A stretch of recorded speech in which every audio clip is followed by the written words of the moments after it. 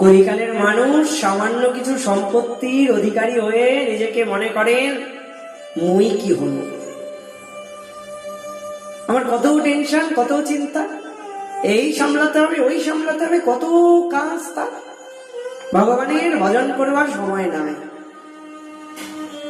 কিন্তু মানুষ ভুলে যায় যে আজ যেগুলোকে আমার আমার বলে মনে করছি এগুলো আসলে আমার নয়।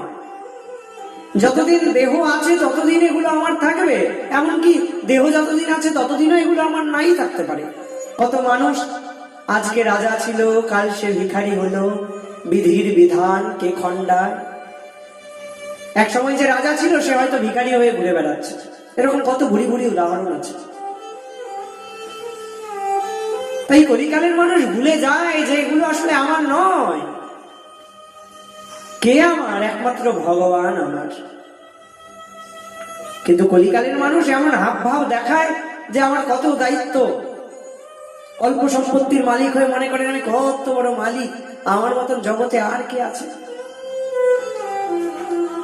কিন্তু যিনি ভগবান ভক্ত,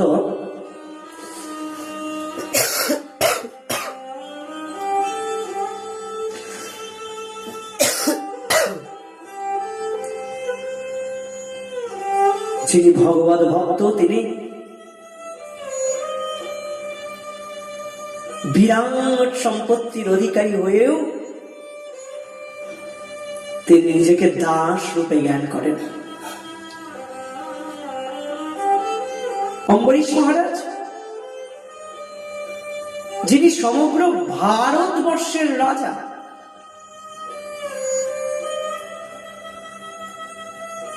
এত বড় রাজা হয়েও তার কোনো দিকে খেয়াল নাই, তিনি সর্বক্ষণ ভগবত সেবায় নিয়োজিত থাকেন। নিজের হাত দ্বারা কি করেন না, বাসন ধৌত করেন, ঘর মোছেন, ফুল তোলেন, মালা গাঁথেন, রন্ধন করেন। কত বড় রাজা, কোনো অহংকার নাই, নিজে হাতে সেবা করেন। নিজের ঠাকুরজির সেবা নিজে হাতেই করতে হয়, সেবক রেখে দিলাম, সেবা চলতে থাকলো, এভাবে প্রেম হবে না। অম্বরীশ মহারাজ নিজে সেবা করেন, রাজ্যকে পরিচালনা করবে। অম্বরীশ মহারাজের তো সেদিকে খেয়ালই নাই। কলিকালের মানুষ অতটুকু সম্পত্তির মালিক তো মনে করেন আমি তো মালিক, আমায় তো এগুলো দেখতে হবে। আরে তুমি দেখবার কে?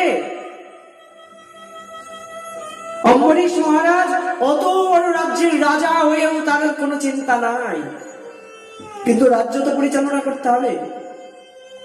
যে করে হরির চিন্তা, হরি করে তার চিন্তা। ভগবান যখন দেখলেন অম্বরীশের কোনো দিকে কোনো খেয়াল নাই, ভগবান এবার কি করলেন জানো? ভগবান এবার সুদর্শন চক্রকে প্রেরণ করলেন। সুদর্শন, যাও গিয়ে অম্বরীশের রাজ্যকে রক্ষা করো। সুদর্শন এলেন আর এসে অম্বরীশ মহারাজের রাজ্যকে পরিচালনা করতে লাগলেন। এ আমার ভগবান গো, যিনি এমন ভাবে ভগবানের শরণাপন্ন হন, যিনি এমন ভাবে ভগবানের ভজন করেন, তার চিন্তা কিসের? আমার ভগবান এসে তার রাজ্যকে রক্ষা করেন, আমার ভগবান এসে তার সংসারকে রক্ষা করেন।